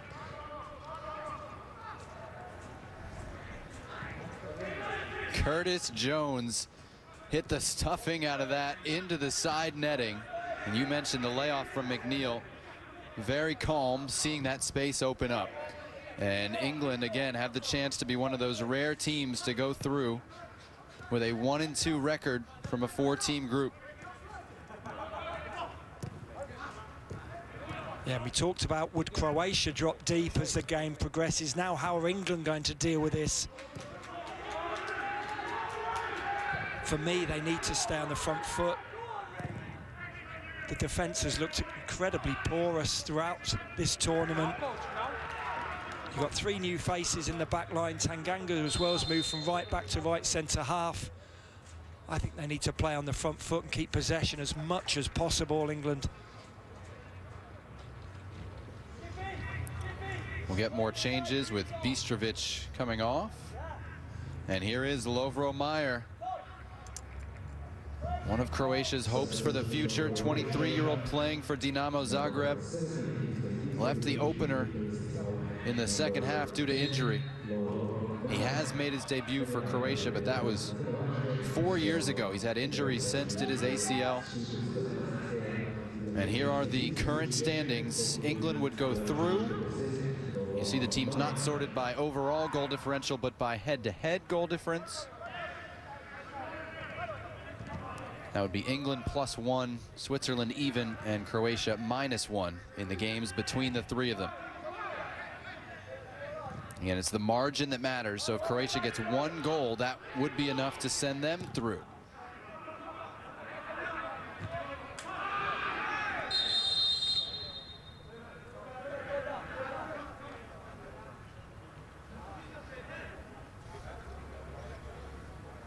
Blood drawn from Curtis Jones, the goal scorer.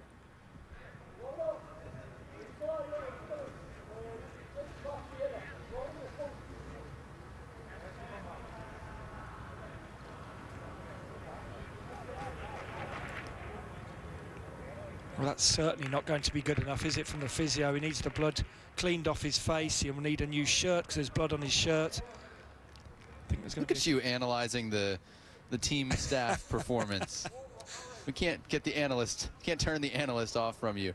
We'd like to remind you all 51 matches from Euro 2020 will be live on the ESPN family of networks from June 11th to July 11th, 2021. Every match available in the ESPN app and throughout the ESPN family of networks. Looking forward to Euro 2020/21 coming up this year, and hoping it will still be played across Europe as planned. Well, not quite as planned, but you know what I mean. Nothing is as planned for this 2-year stretch of time. England will return it to Croatia. Nope, they'll just play it forward. All right. And here we go. It does return to Croatia. Yeah, it certainly looked as though Oliver Skipp was asking the referee what he needed to do, wasn't he? Probably a little bit of miscommunication, but yeah, I'm with you. I thought they should return the ball to Croatia. Well, he looked like he was, but then his own player went up for the challenge, right? He didn't hit that forward with a whole lot of venom. If you were going to pick up the ball there, you would have probably played something square to keep possession. 2-0 England leads. That's the score they need to get through to the quarterfinals, which will be played in late May and early June. Quarters May 31st, semis June 3rd, final June 6th. Can Croatia find a response? Ivanušić trying to find Bradarić, out for a Croatian corner. The Mladi Vatreni, the little fiery ones, trying to find their firepower off the bench with Lovro Majer set to deliver the corner.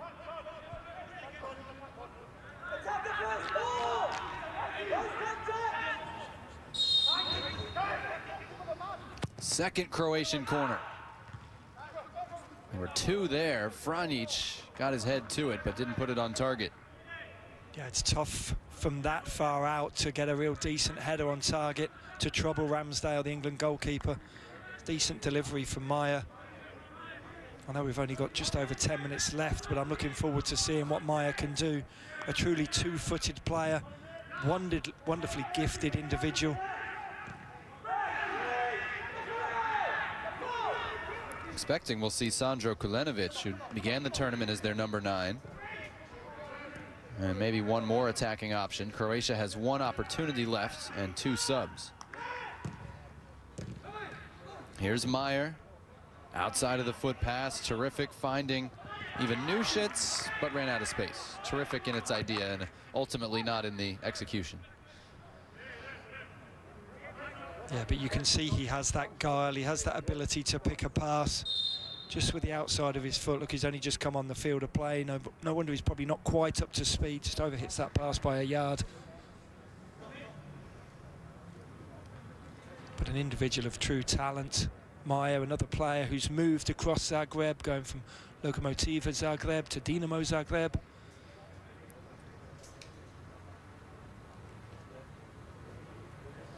He assisted on the opening goal when Dinamo came from behind to beat Tottenham in the Europa League. That 3-0 second leg in Zagreb. Franjic, who almost connected with that corner, was another one, and who's right there, 16 in your picture. Another one who played a key role in that series.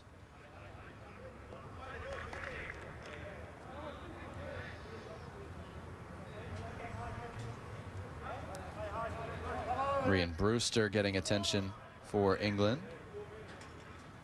Played his part in setting up Curtis Jones's goal in the 74th minute. That has England on the verge of going through to the quarterfinals. Despite an otherwise forgettable maybe 2.5 games of the tournament.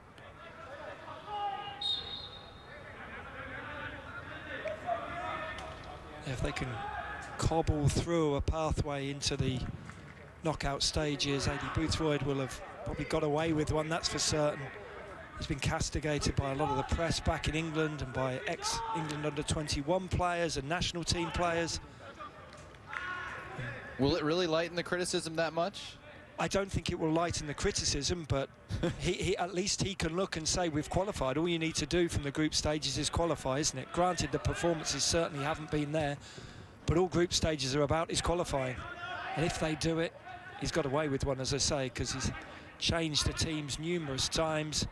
I think it was 4 changes from first game to second, and then 7 changes in this game from second to third. But we've still got probably nearly 10 minutes of play to go. And amazingly, Matt, if they get through, who do they play? Spain or Italy? Have fun. I guess if they go through second, obviously, so they would get Spain. Italy and Portugal would be the other matchup in that side of the bracket. Looks like Netherlands, France, and Denmark, Germany in the part of the bracket that comes from groups A and C.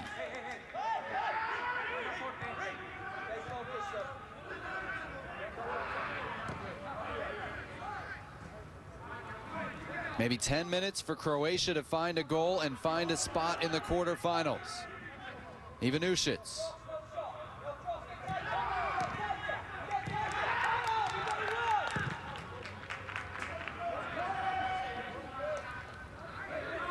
Vušković, indecisive, goes backward to Dominik Kotarski. You can just see there in the bottom of our picture just previously that Curtis Jones is begging the defence to move higher up the pitch. There's too much of a gap at the moment between the defence and Ryan Brewster in attack. The game can't be so stretched from England's point of view. Croatia will be quite happy with that. The gaps in between the lines from forwards and the midfield and the defence of England. Much easier opportunity to break England down. Now they've got the quality of this man Meyer on the pitch as well. Found Moro. Now the right back, Šverko, back to Nikola Moro. Ivanušić, first time dealt with by Tanganga. Curtis Jones bravely already took a boot to the face and puts his head in there to win a free kick. Yeah, the foot was high from Franjic. Curtis Jones has already got the one piece of cotton wool stuck up his nose. He's almost asking for another one there. But England will be happy with that, with the free kick. Happy with the game being slightly disjointed and time running out for Croatia.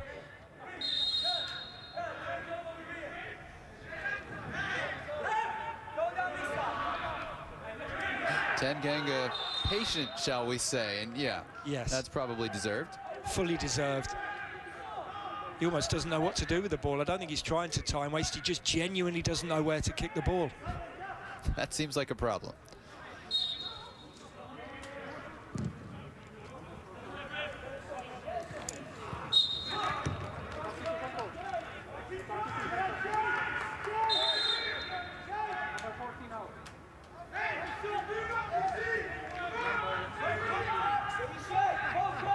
We're going to get Mario Divkovic and Petar Musa, who is a big fella at 6'3".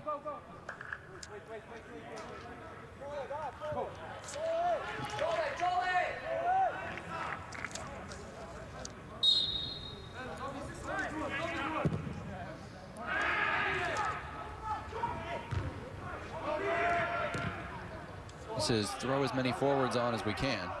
Yeah, and they have to, don't they, Croatia? I think they've almost reverted to a back three. And they're trying to get bodies forwards, and of course they would. 5 minutes remaining, and that's another high foot. This time from Musa. Just come onto the field of play.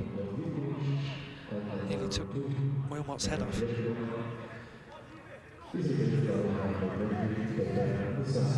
Musa, I love this. He was the joint top scorer in the Czech Republic last year, 2019-20, while playing for two different teams. He scored 7 goals with Slovan Liberec, and then his loan ended. He went back to Sparta Prague and scored another 7. Or Slavia, I should say.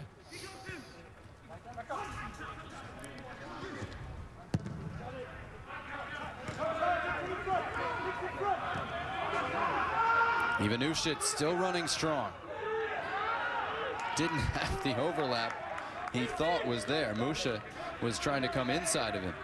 Yeah, he thought Musa was on the overlap, didn't he? Just had his head down, Ivanušić. Oh, that's late. That's late right on the near sideline. Cantwell.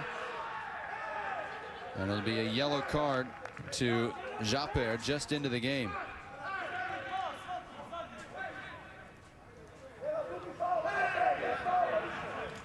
Oof. It's a dreadful challenge from Japer. He's absolutely nowhere near the ball. Cantwell certainly felt that one. Didn't quite see it coming, I don't think.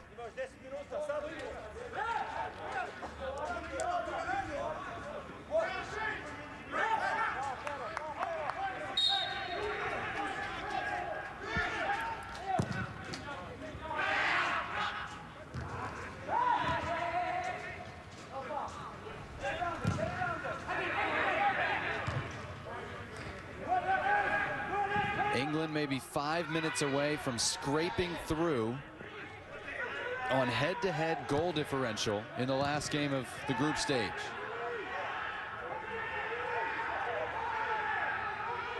Man still down for England. England want Croatia to stop. Croatia have no intention of doing so. No, and rightly so. No way Croatia need to stop. I think Eze's okay. He was the man down.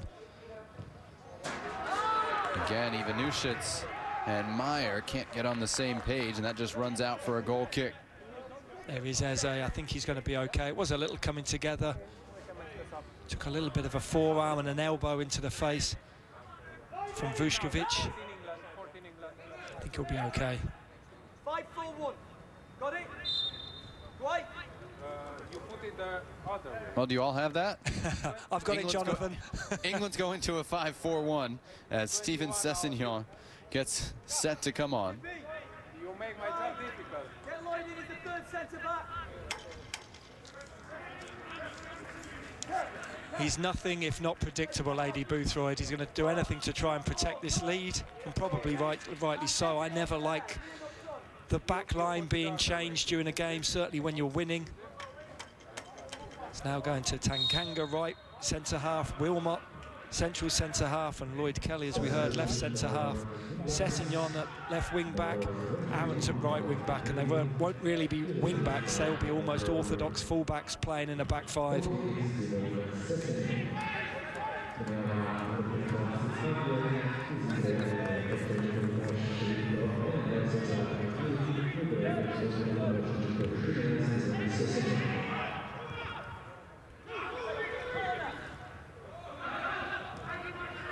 Here's Meyer for Croatia in the 90th minute.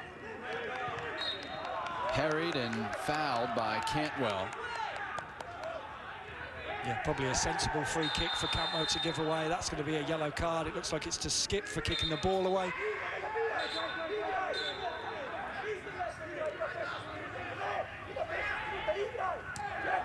There's been a number of stoppages. You figure there's going to be a good at least 4 minutes of additional time, Jonathan, in this game.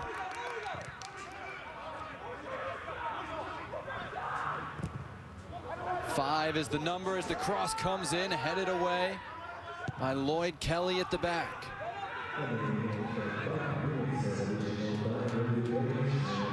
Eze pressuring the young Vučković.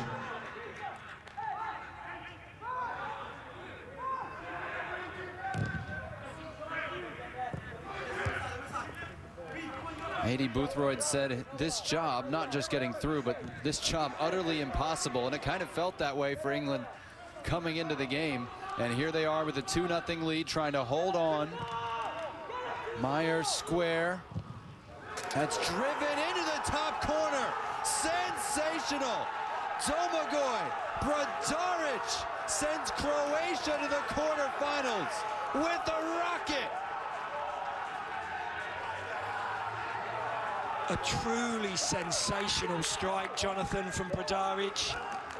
But if you give a player of ability, obviously a national team player, time and space to strike the ball unopposed from 20, 22 yards out, there's nothing more than you deserve. England are dropping deeper and deeper. Nobody tries to close him down. They don't get anywhere near him. There's a couple of lunging bodies at the end, but look, this is a shot from 22 yards out. No surprise that he rifles it into the back of the net. It's a top draw finish from Brodaric.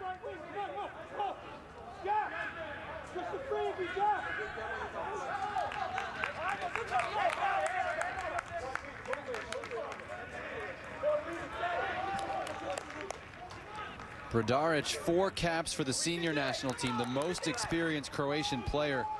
He's been almost totally anonymous in this tournament. From left back, you've kind of been like, what's the big deal? And he picks the 91st minute when they need a goal to hit that thunderbolt. Welcome to the tournament. What a fantastic strike as well. You won't see a ball struck much truer than that. Well, the 5-4-1 didn't work. So what does England have to get a 2-goal margin back? Well, how many twists and turns can we have? No foul called. Rhian Brewster wanted it. Moro rather right in his face. It's just a goal kick. No, we're going to get some admonishment first. Yeah, there's no need from either of the player there.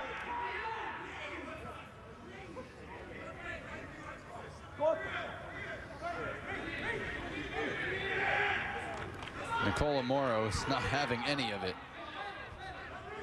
No, there's no need for him to get in the face of Brewster. There's almost no need either for Brewster, though, to go back at him. Brewster was the one who simulated the contact. There was none there. Moro's probably the one who can point at the scoreboard, though, and say, we're going through. We could get to, what, 7 minutes of stoppage time if you figure out everything that's been added on here, and maybe more to come. There is time for England.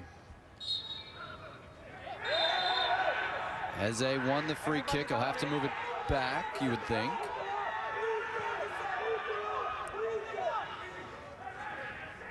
The referee's just going to have to be careful here as well that the game doesn't get out of hand. Desperation stakes for both teams. I said at the time that I don't like changing defensive lineups when there's just a few minutes left of the game.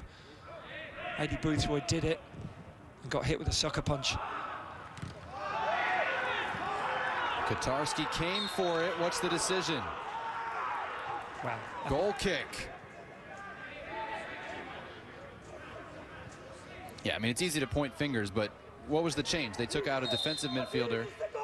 They had 3 center mids, then they played 5-4-1 with 2 center mids. Where was the space? Central midfield.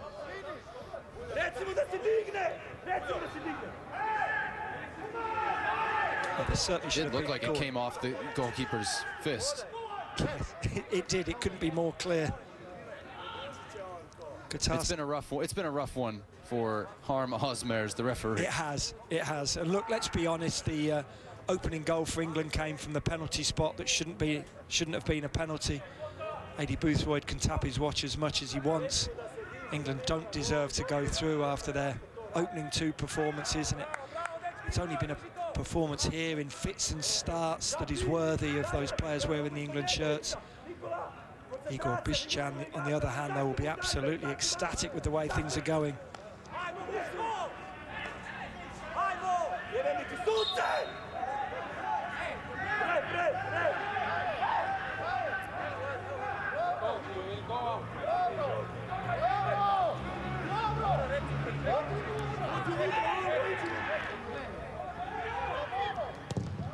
Well, you can see numbers as well as I can. The call was 5 minutes of stoppage time.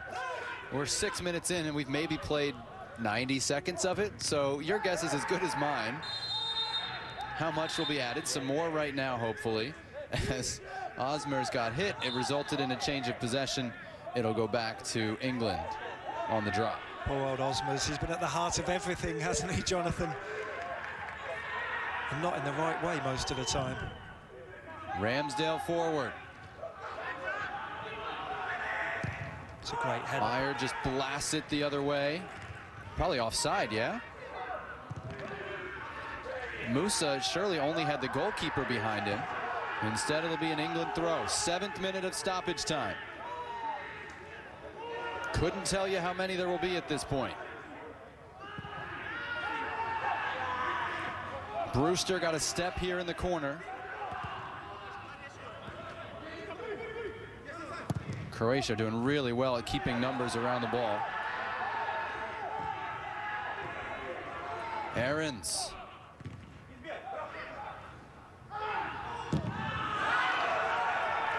Not a high percentage look from Tanganga up into the netting, and Croatia think they're almost there. He's never struck one of those on target, even in training, Tanganga. Fully 30, 35 yards out, an absolute waste. And that, for me, is just about that. Croatia have what they absolutely deserve.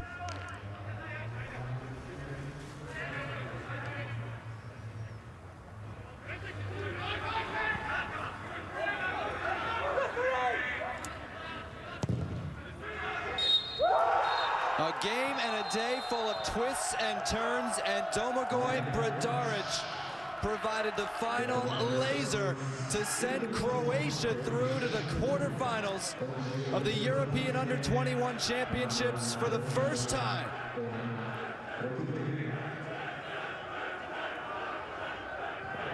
If you don't think reaching the World Cup final makes you a European power, this will continue that thread.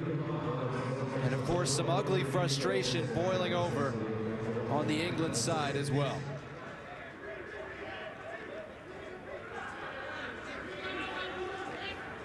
I think we could all use a little break, just the way Curtis Jones could right now.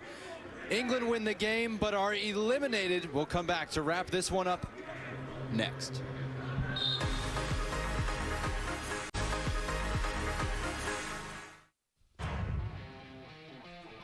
Croatia have entered 14 European Under-21 championships. They've only reached this stage 4 times, and for the first time they are reaching the knockout round. They lose 2-1, but they advance by that narrow 1 goal in stoppage time, finishing second in the group to advance, Matt. We knew it was going to be close, that's for sure, at the beginning of the day, but Croatia did everything they needed to do. On to the quarterfinals. That'll be May 31st, and Croatia will get Spain in Maribor, and then Portugal and Italy on that side of the bracket. Heavyweights throughout: Netherlands, France, Denmark, Germany, up on the top half of the bracket. Every game available somewhere on the ESPN family of networks. That's going to do it for us. Thanks for joining us at the European Under-21 Championships. For my partner, Matt Lawrence, I'm Jonathan Yardley.